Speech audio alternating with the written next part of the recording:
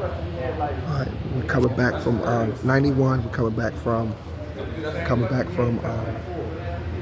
We did break. have something similar to this, but it was, You said it though yesterday, like some people be lazy on carrying signals on, like, yeah. And how long you have to put your triangles out? 10 minutes. 10 minutes, right? The first Triangle goes five, out 10 minutes. hit the hazards, secure the bus, call it in, and then that leaves you about 5 minutes time.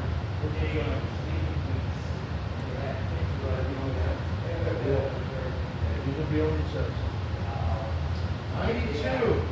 We're driving a new truck. We had this, so these last 10 or 8 will be probably some repeats in there. So a new truck with a manual transmission, you're shifting gears. What gear we probably have to use to take a long, steep downhill grade? Again, a lower gear than you would use to climb that hill. Again, we're going up in 5, we're going down in 4. We're going up in 4, we're going down in 3. Okay? You're going up in 2, you don't belong in that hill. No, right. Okay? Because I'm not trying to descend in the hill and I gotta be in first gear. That's just way too steep. Right? So as soon as we finish this, I'm going to show you what it's like to descend in steep hill. 93, the purpose of retarders is to. So we had the word retarders with the double dot. Now we're giving you specifics. The purpose of retarders is to.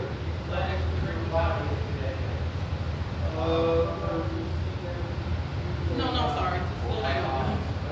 Right, so if we're eliminating, Yeah. it has nothing to do with emergency brakes, so that's out. It doesn't per se give you extra power to non-drive axles. So this is saying that your steering tires will have retarders, and that's not the case.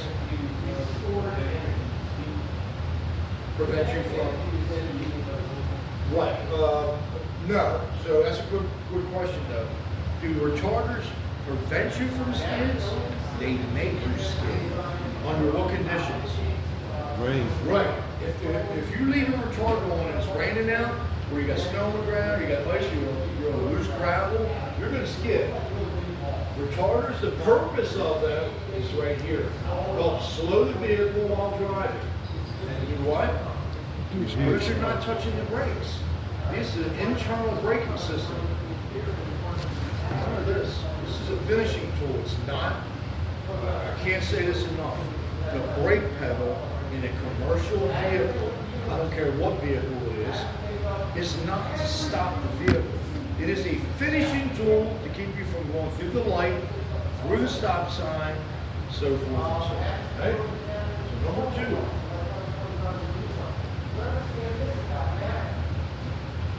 Any questions on that?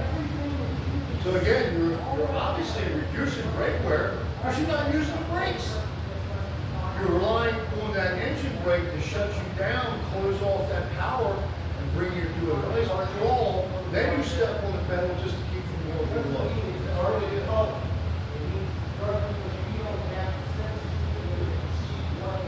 All right, so anybody remember their high lead time? How much will the belt weigh? 5 to 8 seconds. How much will the belt weigh? 3. You're missing it.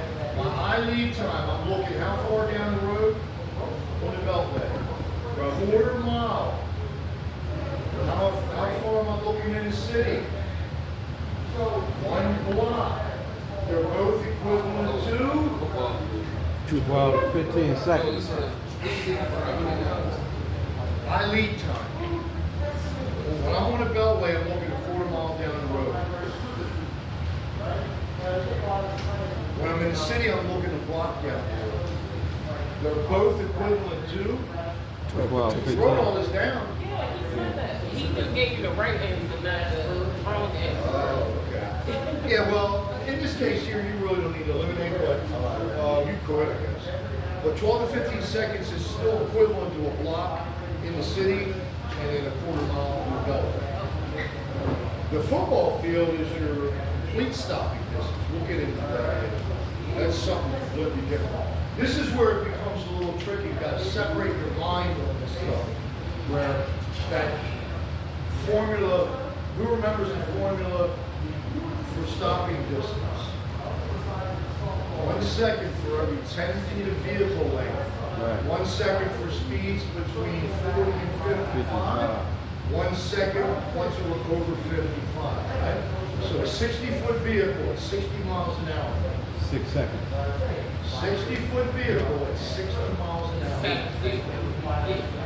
Very good. Okay, 6 two. for the vehicle. 2 because you're between 40 and 55. 1 more because you're over 55. 6 and 2 is 8. Study on this stuff on your own. Try to challenge yourself to put that in order. That's good though. You're right in there. Look at it. Any questions on that? We're rocking out here now. 95. Hydroplane. Hydroplane, so straight out of the gate, double dot hydroplane. What are they looking for? They're looking for what the cause is or what it is definition wise. 2. Say it again. 4 is what we're looking for here. I don't want to limit, we can go right to the answer on this because it's easier to do this. Hydroplaning occurs most of the time commercially because your tires are wet. So anybody here boogie board in the ocean or anything? We're riding on a board, flat spot. Carry you on board. Same thing with low tires. Your tires on the ground like this, it gives you more sliding surface. Now my question to you is number 2 correct term? No. What do you think the number is? When, let me ask you this. When do we start hydroplaning at what speed? 55. It don't matter what speed, right? Specific number. When do we start hydroplanes? Coming up on 2. Very close. 30. So you can write that down if you want. 30, you start We can hydroplaning. start hydroplaning at speeds starting at 30 miles an hour. All right? However, the only right answer here would be number 4. Again, a lot of water, no sir. 50 is out. Came out of curb, drive through a puppy, this and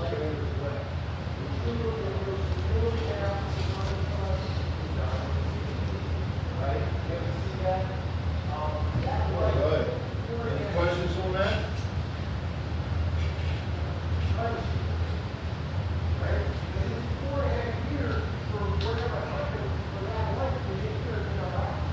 Alright, so these are actually, the last questions are actually all new territory, just worded a little differently. So if you're being tailgated, what should you do? If you're being tailgated, what should you do? No. 1. 4. Say it again, John. 1. Increase your flash. When do we flash brake lights? For warning. We're going through a work zone. You do not flash lights for a tailgate. This is you losing control. We increase falling distance, which means what? I'm letting my foot off the gas, slowing down, pushing him away. He comes around, he comes in front, and now if he brake checks me, I will deal with him because I've increased the falling distance. I've opened the front up. You're opening the front up to be able to put him in there safely. It's a psychological move. What you got here? Never speed up. Speeding up is killing your safe space. I'm just trying to see how that right. You said like never speed up, but you said increase your volume. Yes, increase following. So increasing following is this. True. Who else signed up for bus pass?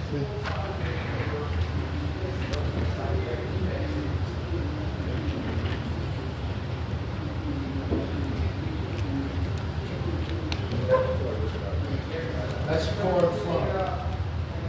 Here you are. Here's the asshole. Right up on your bumper, right? Well, What happens when I speed up? I'm closing the gap between me and him. Now I'm tailgating him. I increase the following distance by slowing down and moving myself back and him. And then he comes around. I put him in here. Instead of me being this close, I'm back here now. And if he brake checks me, I'm not going to hit him. Right, come with that? So when you increase, you're opening that area.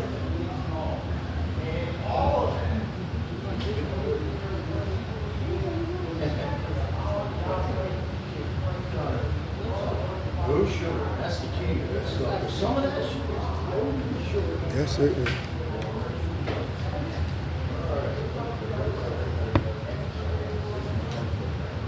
You got that on the increase?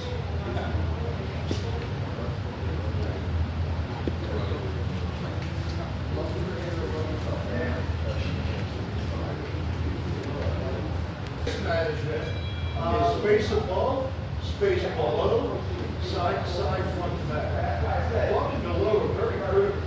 Bridges and what? Undercarriage. You go across railroad tracks with some of these vehicles. They'll take over roads.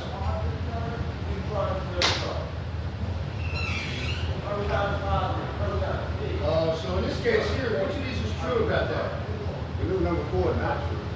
All right, so let's eliminate. Yes. So yeah, number 4 is out. What else is out? Say again. Eliminate 3.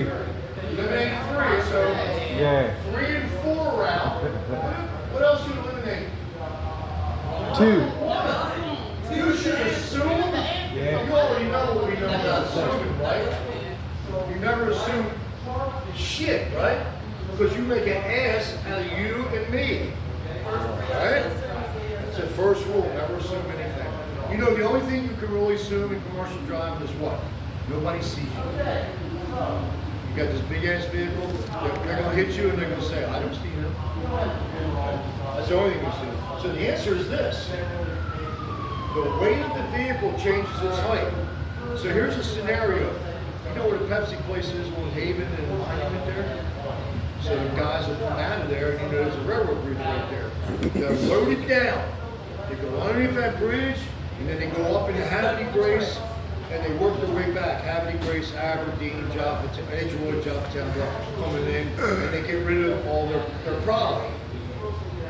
They get under the bridge fine because they're loaded down. On the way back, they've already got rid of all that product, and now they're coming back under that bridge, not thinking, I'm riding high in the road. So look at it like if you had a stack of pillows, right? And you put a brick on the pillows. The brick is going to sink the pillows down. When you take the brick off the pillows are going to rise back up. Same thing in the vehicle. Yeah. Right, cool, yeah. So now you're not squatted down, you're high in the road and you hit the bridge. Is that like just a thing?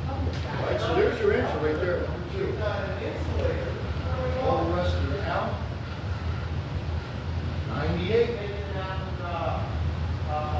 All right, so if you must drive on a slippery road, which of these good things to do in such a situation? If you must drive on a slippery road, which of these is a good thing to do in such a situation?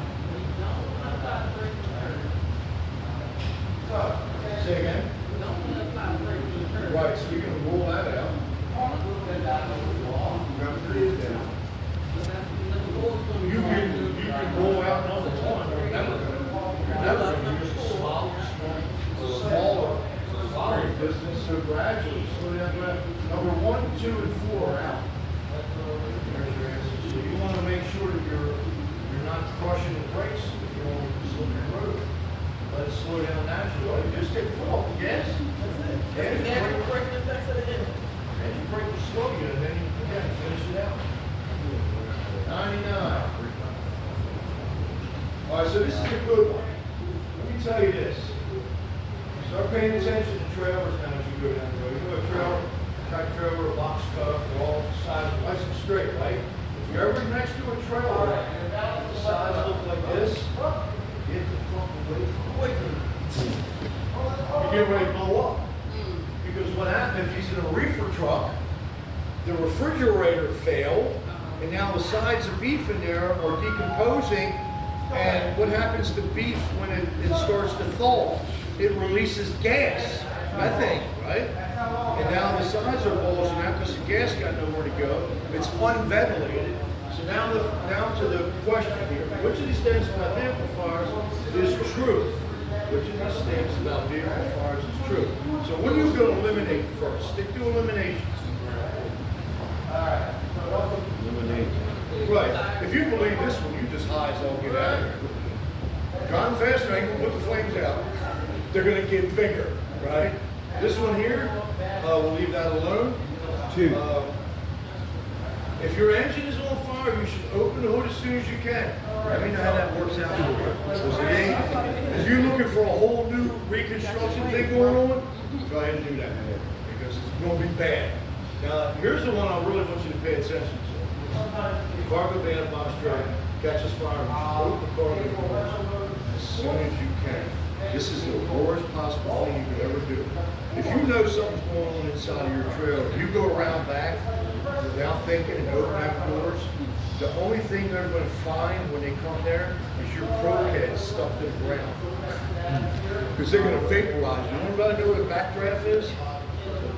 Backdraft is as soon as you open the door and oxygen goes in, boom, boom, and it's just going to cook you right there. So don't ever do these two here. How do we fight engine fires? Through the grill. You shove the fire extinguisher right in the grill, pull the trigger. That's all you can do. At that point, it's bad because your engine's on fire. Don't open the hood. As soon as you open that hood, it's over. So really, here it is. Remember what I said about water and tires? Now they're using the right language. Water does not put out a tire fire, it cools it. Which is good enough. Right? Very good. Yep, yep. Beef releases methane. Yes. Yeah. We're humans as well. Any breakdown of flesh of the inside, animal, vegetable, mineral, any of that is always methane release, which will build up in that atmosphere because it's got nowhere to go. And then eventually, boom. So methane is not manufactured, it's natural. That's natural. Yeah, just like methane in the sewers. You never lit fire? You never lit the sewer on fire when you was a kid? Roger, yeah. I've gone here blue. Yeah. Got my ass whipped too. Got my ass whipped too. Cause you want to whip the fuckers down there. Yeah, well, rubber tires are petroleum. That's why they're hard to put out. It's that oil in the tire, that oil petroleum that's in that rubber mixture, you can't extinguish it. You know, when we were in Iraq, and they set all the wells on fire, years. They had to use dynamite to blow the wellheads out. The only thing that'll snuff that out is you got to do what? You got to take the oxygen away from the fire. Once you get the fire oxygen, you'll be burning. So they had to take dynamite, strap it to the wellheads, you had to get in there with these crazy radioactive suits on and put dynamite around the wellhead, blow the wellhead, take the oxygen away because the explosion takes all the oxygen, and then the fire goes out. Now you just got oil, and then they had to shut the wellhead. Yeah, that's bad. All right, last one, 100. So, here's the end of the week. You finished your first tutorial. 1 minute. Cargo that is not loaded or security properly can cause. It's a no-brainer. All the above. Right? Vehicle damage by war. Other highway users to hit or injury. Injury to the driver who was stop crash.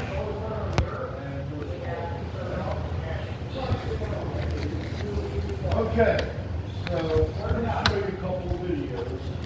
It may not be the greatest thing that you want to see, but they're necessary in my opinion, and that's why we use them. So, the first one I'm going to show you is this red bumper truck.